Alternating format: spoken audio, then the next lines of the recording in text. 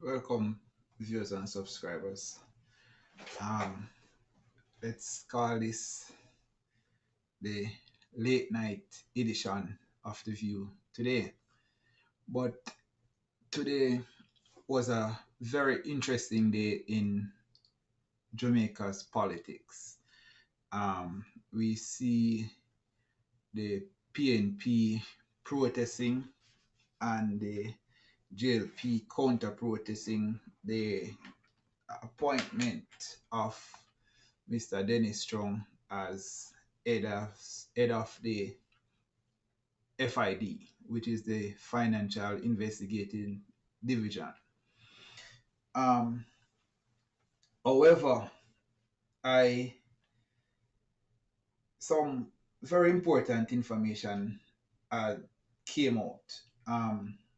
On Sunday, the Prime Minister was at a conference in Montego Bay, and he addressed this very issue of the PNP calling its supporters to protest.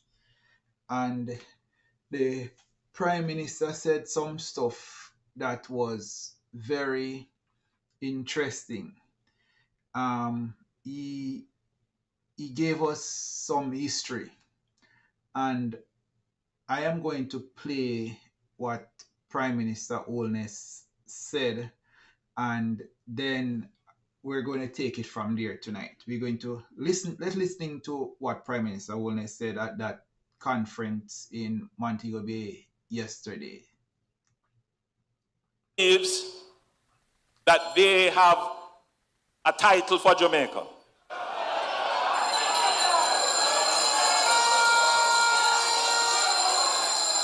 They believe they own Jamaica and all its institutions. They believe that they must be in control of all institutions of Jamaica. And they say, well,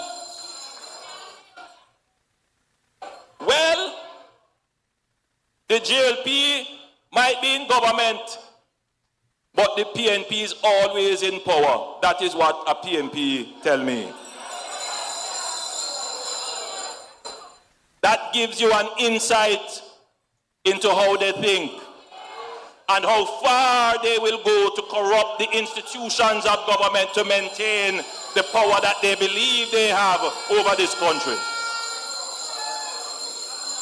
I know what I am saying is irking some of them. They are squeaming in their seat right now, but I will talk the truth to the Jamaican people as I have always done.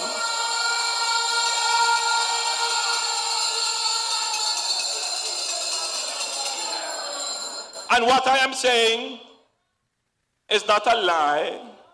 It is not of my own making. This is substantiated by fact. For those who are quick to criticize, just go and read your history and look up something called the PICKERSGILL Committee and why that was set up.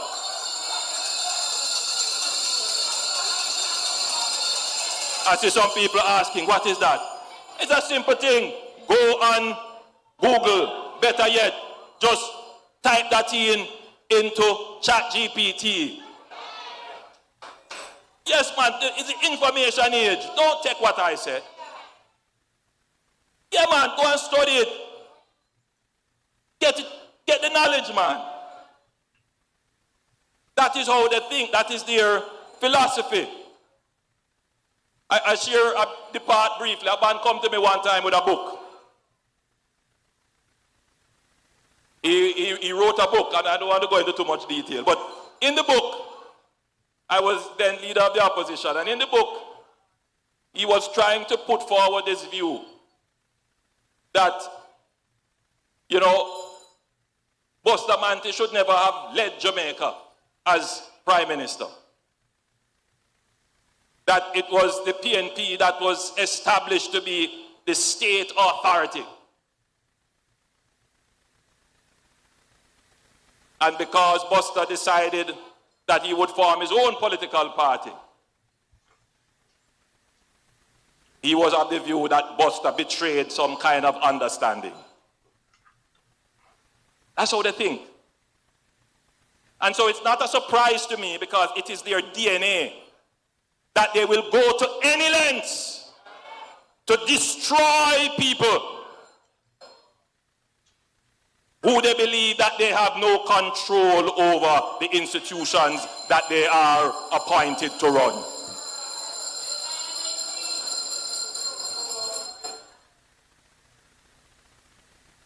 Any lengths, including to try to bully the government,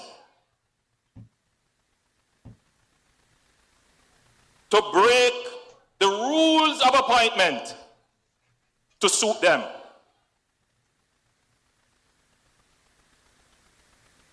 Processes that are well established, that are not in any way questioned, but they come to give the government an ultimatum, to bully the government. So there you have the Prime Minister making some statement there on the political stage yesterday. But the Prime Minister did refer to the PICKERSGILL committee, and I found that reference to be very interesting. So I went to do a search to figure out what is this PICKERSGILL committee, because I was born in the 70s, and to be honest, I never knew about this until the Prime Minister spoke about it yesterday. So this is what I have found. It says the PICKERSGILL committee was established in Jamaica during the 1970s under the leadership of Prime Minister Michael Manley. Its primary purpose was to vet appointees to public boards and enterprises for their alignment with the government's democratic socialist ideology. Named after Robert PICKERSGILL, a prominent member of the People's National Party, the committee ensured that individuals appointed to key positions were committed to the administration of socialism and of administration socialist principle. The vetting process was a part of the broader strategy to consolidate political control over state institutions and implement the government's vision of democratic socialism. So, viewers and subscribers, I have a picture here of that committee that we spoke about just now. So here is the picture of the committee. Well, of PICKERSGILL as the head of the committee at the time. I think he was addressing a meeting in Portmore, based on what I am told. But this was the PICKERSGILL committee. So, veteran award-winning journalist Cliff Hughes, who back in the days was also a member of the People's National Party.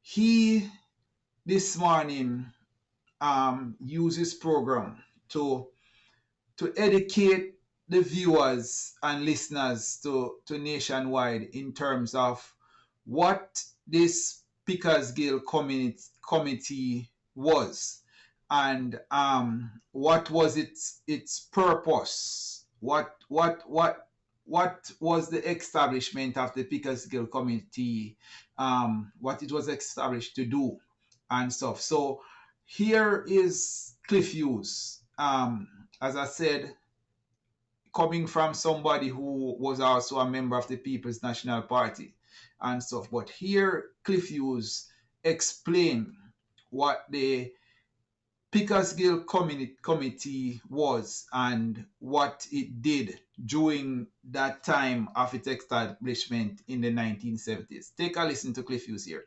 The PICKERSGILL Committee. Many Jamaicans are now asking, what was that? The Prime Minister made reference to it last night in attacking the People's National Party over their position and the appointment of Dennis Chung as a Chief Technical Director of the Financial Investigations Division. The PICKERSGILL Committee was formed sometime in the mid-1970s. It was formed about just after the 76 general elections. It was a committee chaired by Robert PICKERSGILL. That's how it got the name, the PICKERSGILL Committee. Robert PICKERSGILL was, of course, a young, rising member of the People's National Party government and the party in the mid-1970s. A young attorney at law who later became chairman for life of the People's National Party. Same Robert PICKERSGILL you know of. He's still with us. He's now retired. But that committee was set up in the mid-1970s during the height of the ideological war between Michael Manley's democratic push towards democratic socialism and Edward Seaga's fight for a Jamaica that would continue to be a capitalist, liberal democracy. The two political parties, the PNP in government, was of the left, wanting to introduce democratic socialism in Jamaica. Michael Manley won the 1972 general election without uttering a word about democratic socialism. Although, in the formation of the PNP back in 1938, it was mentioned that it was essentially a left-wing party based on Fabian socialism as espoused by the British Labour Party in Britain. But after he won in 1972, he declared that the official position of the party and the government was democratic socialism. Immediately, Jamaica, here, which was predominantly a capitalist, free market economy, reacted. Some people supported, some people were strongly against it. Yes, strongly against the push towards democratic socialism. Michael Manley and the PNP fought back as they sought to push Jamaica towards the left to adopt democratic socialist policies and programs. I can recall, for example, the Gleaner newspaper played a leading role in pushing back against the democratic socialist push of Michael Manley at the time. Part of the fallout from that was a view by the Manley government that it was being destabilized. The country was being destabilized by capitalist forces supported by Edward Seaga and the capitalists in the leading parts of the Jamaican economy in the mid-1970s to stop the government from achieving its democratic socialist goals. Now, remember now, this is the mid-1970s, about 12, 13, 14 years after independence in 1962. After independence, we adopted and continued to use the Westminster parliamentary system of governance. A critical foundation of the Westminster British parliamentary system of governance is a civil service that was to be neutral, impartial. A civil service with permanent secretaries. Indeed, the term permanent secretaries, who were the head of the ministries, permanent came from the fact that they are not political. They don't change when administrations change. They remain permanent because they are there to give, to be neutral, yes?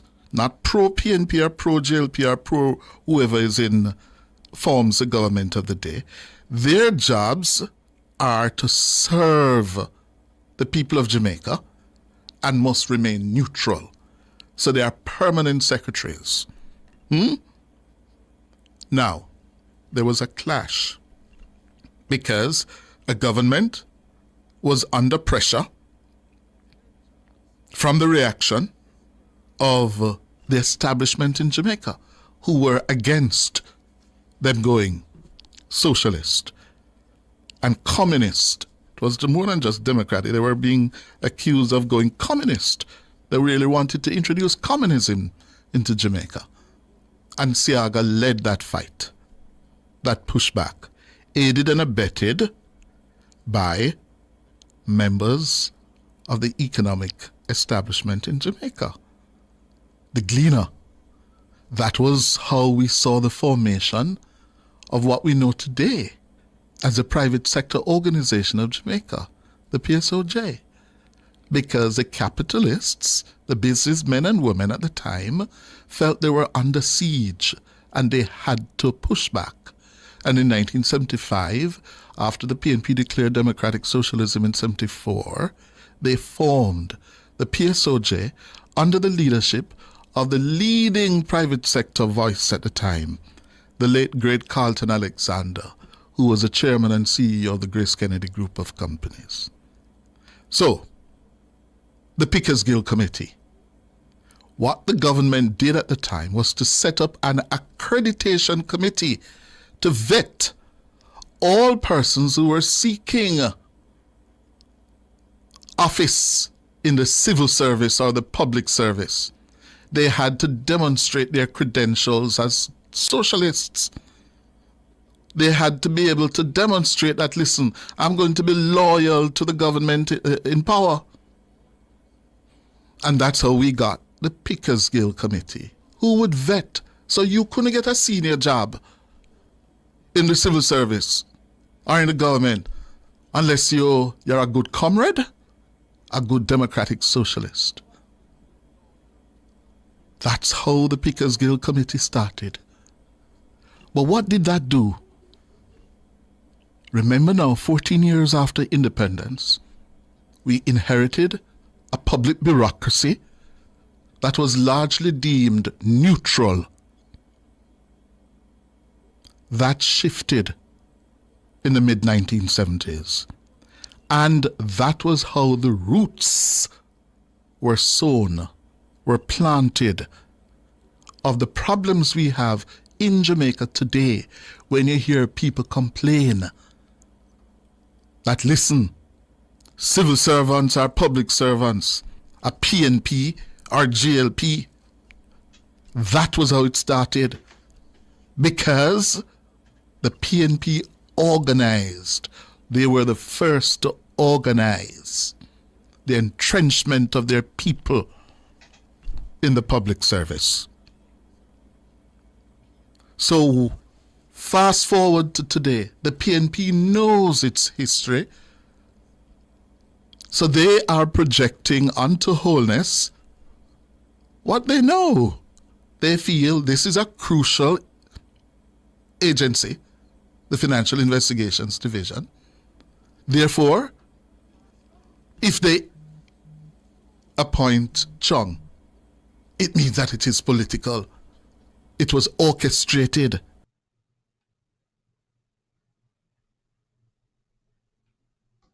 So, viewers and subscribers, there you have it.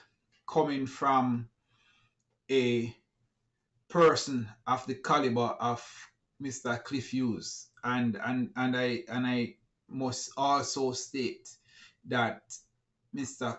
Hughes was a former member of the People's National Party. I don't know what he is now, but I have to give it to him because he is a well-researched person And when you hear somebody who was there speaking in this manner, we have to give credence to those who speak in that way. So let me say this, viewers and subscribers. And before I go any further, I'm going to invite you to please to hit that like button, hit the subscription bell, and subscribe and share the channel to your friends and family, because we are here to not only to entertain but to educate our Jamaican people. This was very educational for me and stuff, and I wish you, my viewers and subscribers, are being educated also. So I want to share a personal experience with you, because I, at some point in time in my life, worked for a government institution, and I feel like at the time, because many person have an idea of what my political views were at the time, and I I was sabotaged. Um, Certain assignments, certain things I just did not get to do, and it's not because I was incompetent. It was because of the politics of the day, and there are people um, who consider themselves comrades, let me say it, loyal to the People's National Party, who I would say was responsible for sabotaging me. So this is, while this is good information, I could say I also experienced this firsthand, working in the public sector. So then the other thing, viewers and subscribers, is that you have some groups that classified or call themselves civil society groups, and whenever certain issues would have came up, they are out in their numbers, calling on the government to do this and to do that and whatever. But are they really neutral civil society groups? Because when there are other issues, they seems to be silent, and they also tend to just not respond. So are they cheerleaders for one political party and not really civil society groups? Um, Nationwide's George Davis had a very interesting take during his what's on my mind segment this morning, which I'm going to play it for you, my viewers and subscribers, because in this commentary, Mr. Davis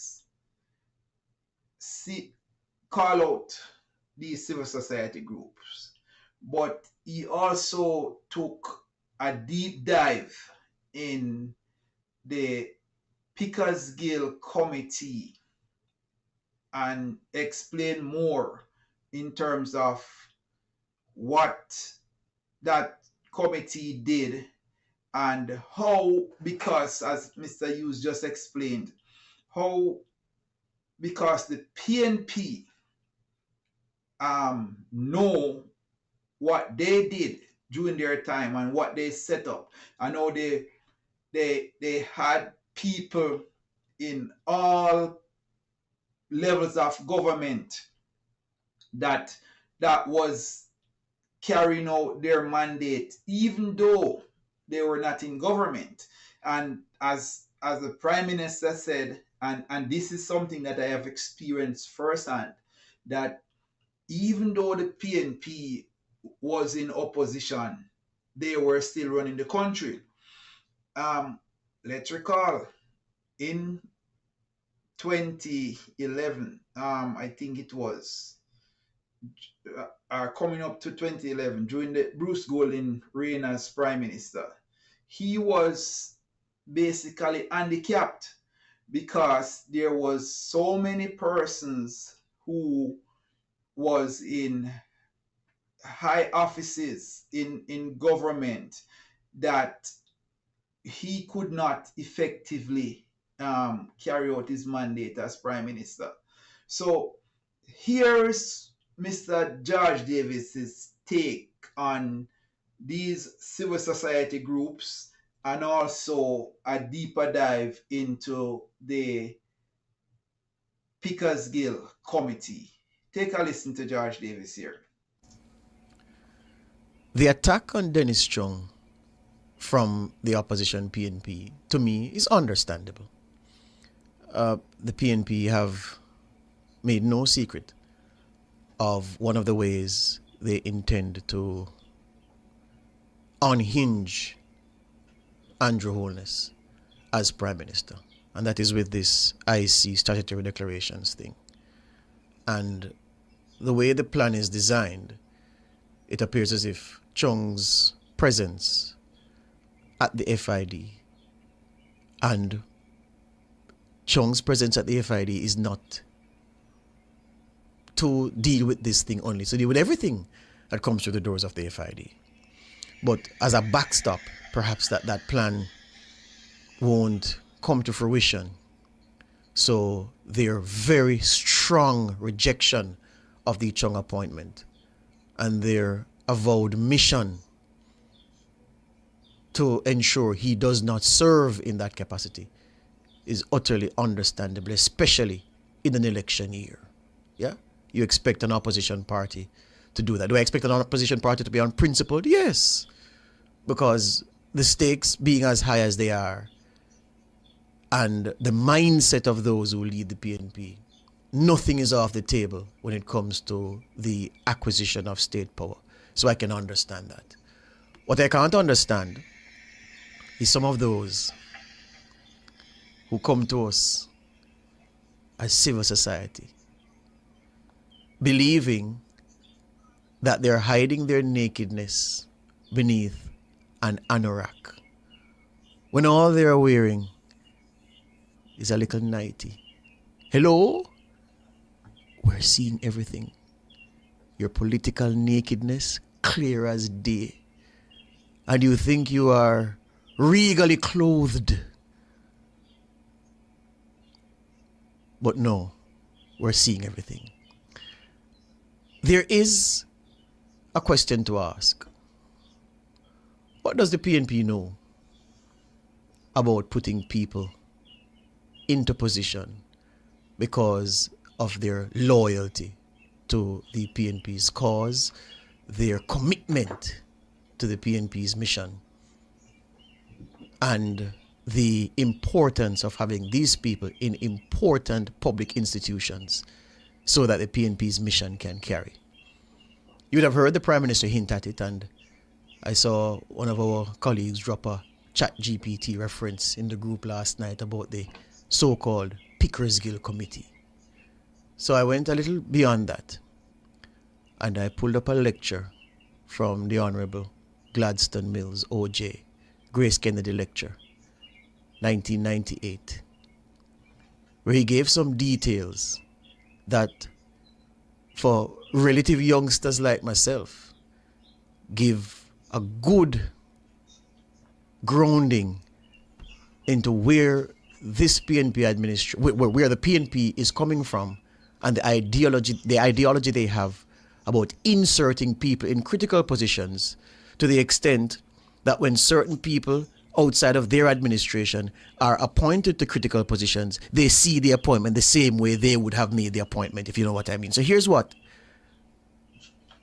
the great gentleman said. In his lecture, 77 pages of it, he mentioned G. Arthur Brown, public servant and of course a former BOJ governor, where G. Arthur Brown said, there's a group of career people who see themselves as working for Jamaica.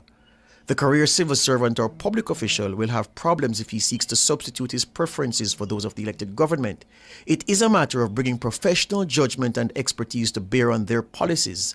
I see a conflict only if the policies are immoral or illegal or offensive to one's conscience. So that was what G. Arthur Brown was saying about the need for public servants to be working for the public good and not necessarily for party, because there'll come a conflict if that is what motivates the work that you do. Gladstone Mills wrote that the critical change occurred after 1974, with the PNP's declaration of its ideology and policies of democratic socialism, particularly following its landslide re-election in December 1976. A few months before that election, he says, Prime Minister Manley, in an address to the Civil Service Association, had commented on the notion of neutrality as follows. So these are Michael Manley's words now to say. The very word neutral connotes the idea of a car whose gear is in neutral that is cautious to commit. It is a negative concept. If a third world country is to have a hope of survival, the first challenge is not that of this loftiness of survival, but the earthly ground-based reality of commitment without ever crossing the line of your professional integrity as a civil servant. So, in Manley's eyes, this thing about a civil servant being neutral, rubbish. Because a car in neutral is a car that is not committed to driving, to parking, to reversing, to nothing.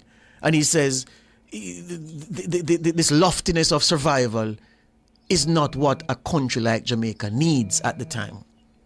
And then Gladstone Mills wrote that 1976 election victory saw the PNP create a party accreditation committee. He says it was called the PICKERSGILL Committee of Political Purity, headed as it was by Robert Pickersgill. Germany, have that picture for me? There's a picture of Robert Pickersgill in his role as head of the PICKERSGILL Committee of Political Purity. My YouTubers can see it on the screen. That's him addressing Portmore Kiwani's function in his capacity as chairman of this accreditation committee dubbed the PICKERSGILL Committee of Political Purity. It, Gladstone Mills said in this lecture, don't take out picture, leave the picture remain, had the task of screening candidates to ensure that appointees under a PNP administration were of impeccable political purity. And here's the kicker now. Gladstone Mills wrote that Minister D.K. Duncan of the new Ministry of Mobilization expressed the position without equivocation in relation to civil servants in that organization when he stated in Parliament, this is now D.K. Duncan's quote, D.K. Duncan as Minister of Mobilization, quote, in a Ministry of Mobilization in a socialist government, it is very difficult to employ somebody who is not a socialist. I make no apology. Every single employee in the Ministry of National Mobilization, his credentials as a democratic socialist are clear and pure. You can't take it down now, Jeremy. No, you hear that? So, a party who stacks the deck in its favor, as the PNP was doing after that 1976 election victory, and putting D.K. Duncan in charge of this Ministry of Mobilization, and saying that, boy, if you're not a socialist, you can't work here. And telling Parliament that the people in my ministry have been vetted and the purity of their comradeship, their commitment to the cause of democratic socialism is not in doubt. So it's in that context that we now have this group of PNP people, PNP leaders, calling out someone who they see appointed in a particular area because it smacks of what they used to do. The only problem with that is that when you examine the facts, Dennis Chung is not that kind of person. I see some people making up some criteria about what the FID head is supposed to possess. Well, he's supposed to meet in order to be able to do the job properly. And I wonder where they get the things from. I saw a press release with some things in it, and I was saying, oh, well, where did you get this from? And much has been made about the removal of the law enforcement requirement, as if every head of the FID has had law enforcement experience. You notice they haven't made that point? Because that's not true. There have been several people who've led the FID since 2002. Well, a few people, because not that many who have led overall. A few people who have led since 2002 who have not had law enforcement experience. And when you look, you see people around you because of their management competence, leading crucial areas, even though they're not experts in the field. Was Peter Bunting a law enforcement specialist when he led the National Security Ministry? What was his track record in national security before that time? But wasn't he given the job because he was saw as a bright man? Was seen rather as a bright man who could manage processes and people and systems and take a scientific research-based approach to the issue of national security? So how come now we are being told that Chung's lack of law enforcement experience means he's eminently unqualified? One of the things you haven't heard so far, listeners, is what does the FID Chief Technical Director do? Simply all you have to do, go to the FID's website and look at click the About Us tab. The FID says there are several units in the organization. 1 is the Executive Office. 2, the Asset Management Unit. 3, the Financial Intelligence Unit. 4, the Financial Investigations Team. 5, Information Technology Unit. 6, Legal Services Unit. And 7, Planning and Administrative Services Unit. Yeah? In the Executive Office, where Chung will be as Chief Technical Director, that office is responsible for the overall day-to-day management of the Financial Investigations Division. Dennis Chung is not going to the FID to demand a folder with a case and sit down and investigate it. There are people there eminently qualified to do that. The Executive Office, which he will lead, has both technical and administrative functions that, according to the FID's website, not made up by any so-called group.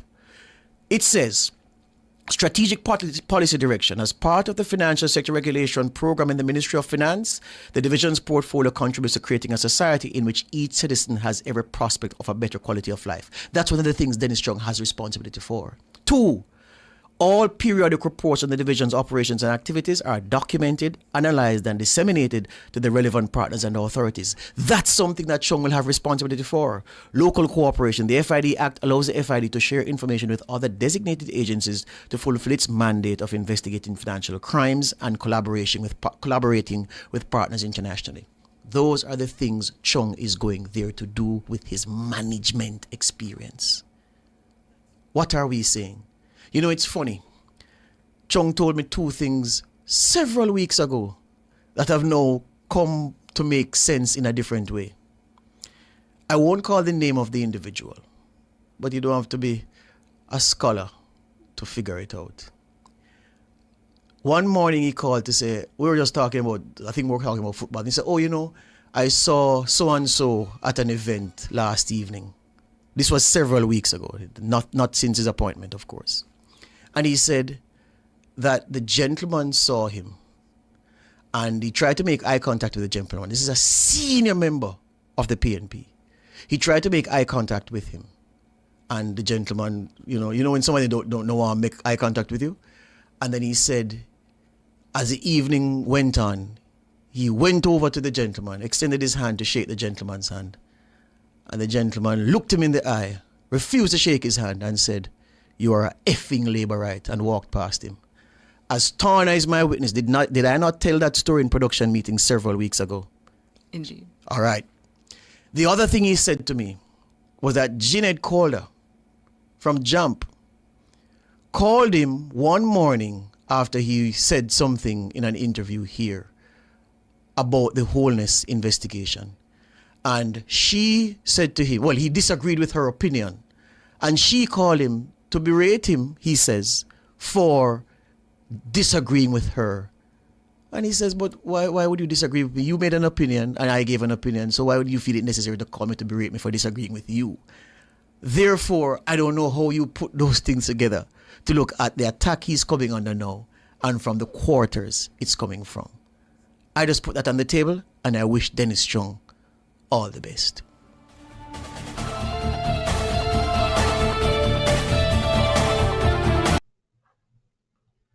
So there you have it, viewers and subscribers. The Jeanette Calder that judge referred to in that piece that you just listened to is from JAMP.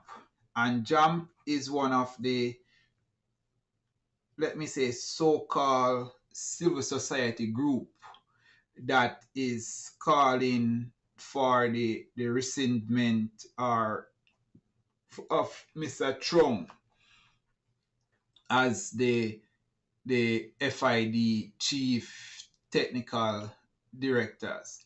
But what do we learn from the Cliff Hughes explanation and the George Davis explanation? Is that the PNP knows about putting people in key places in public institutions, and they now think that this government is using their own tricks to beat them.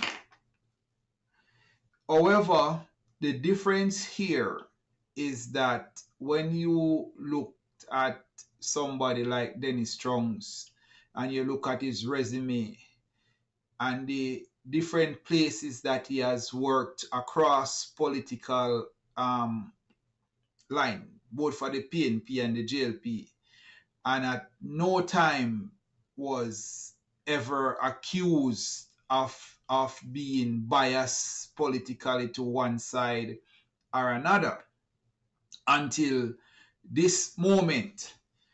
What that shows is the level of hypocrisy that exists, and how, in my opinion, this is me speaking now, that the PNP, whenever they can get people to act on their behalf, they tend to align them and stuff. And as you can see here, this is the PNP and its supporters this morning outside the National Hero Circle, protesting against Mr. Trump's appointment. But viewers and subscribers, as you can see, this is raw politics. All right. And the sad thing about it is that people's character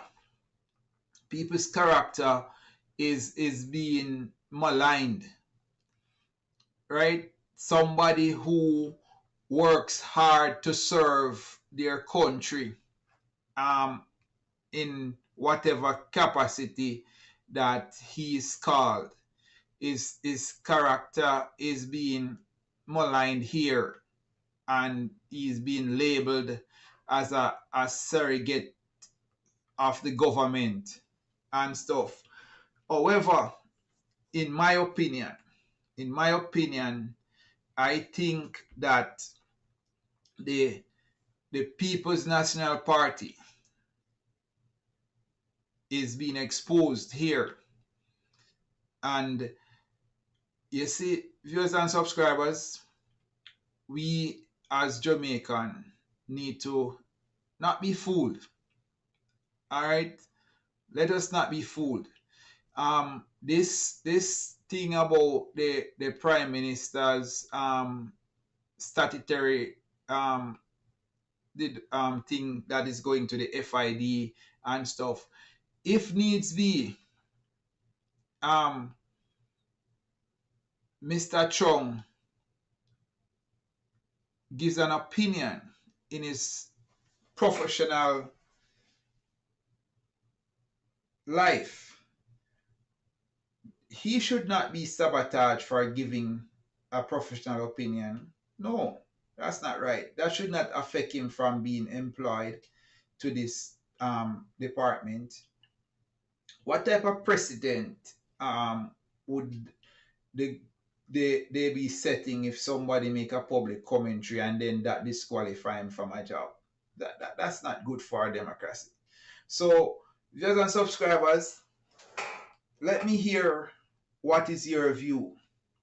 Is it that the PNP is being exposed here for what they used to do, as was explained in terms of a committee that they set up where they would have vet people to make sure that they are on board with their ideologies, and to, as the Prime Minister said, that even when they are in opposition, they are still running the government. Let me hear your views. Put it in the comment as we continue to watch what is happening in our politics in Jamaica. We are in a very interesting time. And as the election draw closer, we are going to see more and more of these type of events. But don't be fooled. Stay focused. Stay balanced. And choose right. Choose what is best for Jamaica at all times. Make sure your choice is Jamaica. Until next time, I am Anthony. This is The View Jamaica, where we explore truth. Truth. All right, until next time, please like, subscribe, and share the channel. I'm depending on you. See you next time.